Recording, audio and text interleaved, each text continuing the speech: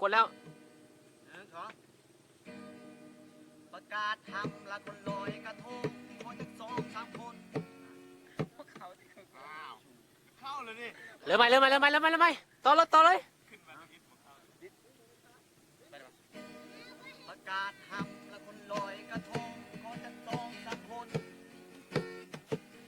แม่คักเลยนะกูได้ยินเสียงตามึงปล่อย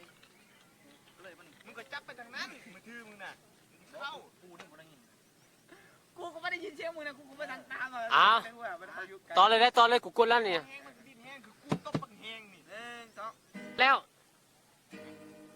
ประกาศทำละคนลอยกระทงขอจัก2-3 คนมีบ่น้องมันสนใจส่วนเงินคนใดตั้งไว้ค่อยสิยอมใจให้คืนต่อล้านนั่นนี่จังประกาศทำละคนลอยกระทงขอจัก2-3 คนยังกูลืมจะบอกกูเลยจะอยู่กับไปเลยต่อเลยตัดออก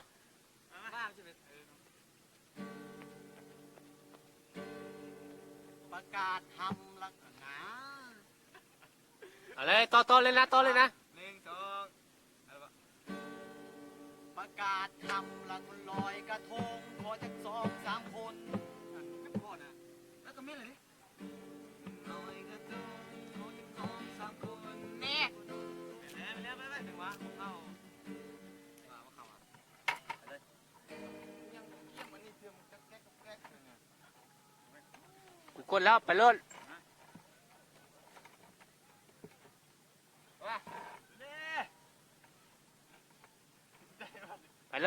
ข้อไปเลยกูกดไปแล้ว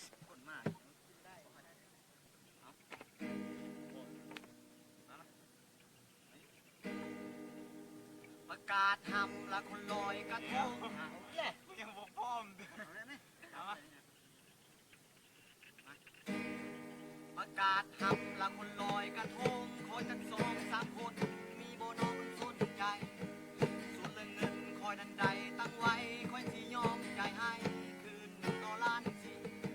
งานอีกจังสีหาอยู่ใจบ่มีมาไว้เนตีเดียวมันสิเต็มก่อนส่วนว่าเรื่องบนอยู่บ่นอนเราก็ต้องเป็นห่วงและกินฟรีนอนฟรีคิดให้ดีเงินตั้งว่าล้านสิขั้นหน้าตาดีค่อยสิให้ล้านห้าบ่อยากได้ว่าไม่ซื้อเหล้าขาวอยากได้อยู่ว่าเงินถ้าอยากได้เลยที่มาสมัครถามพ่อถามแม่เจ้าเบิ้งลอยกระทงมันกะไก่เข้ามาโอ้ยกูลืมเลยเอาไหมเดี๋ยวเขาตัดเอา ถึงแม้ว่าลืมขึ้นตุนขึ้นกันนะ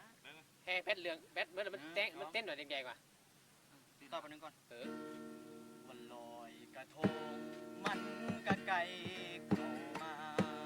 สิเหตุจังใดว่าบ่ฮู้สิหาคู่มาแต่ใส่คิดแล้วอยากทุกทีว้าวมึงลืมมันข้อเลยเนี่ยหยุดก่อน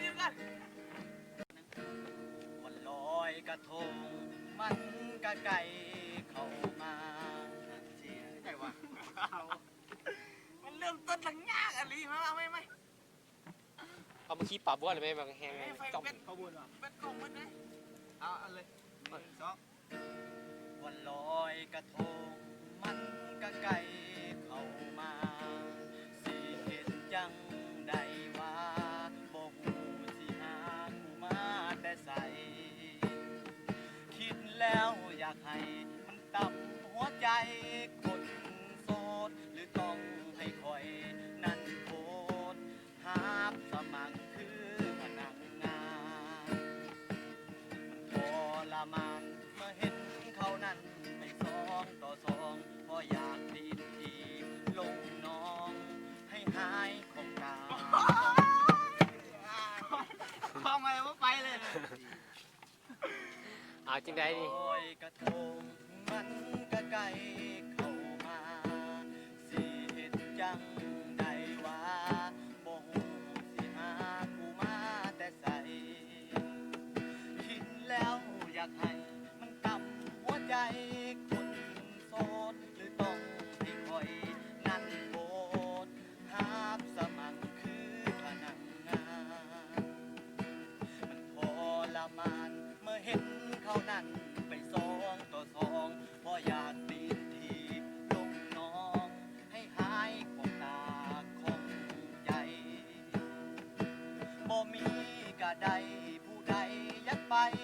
กับไปส่วนผู้สิปินเฟซไว้แล้วนอนให้อยู่ใน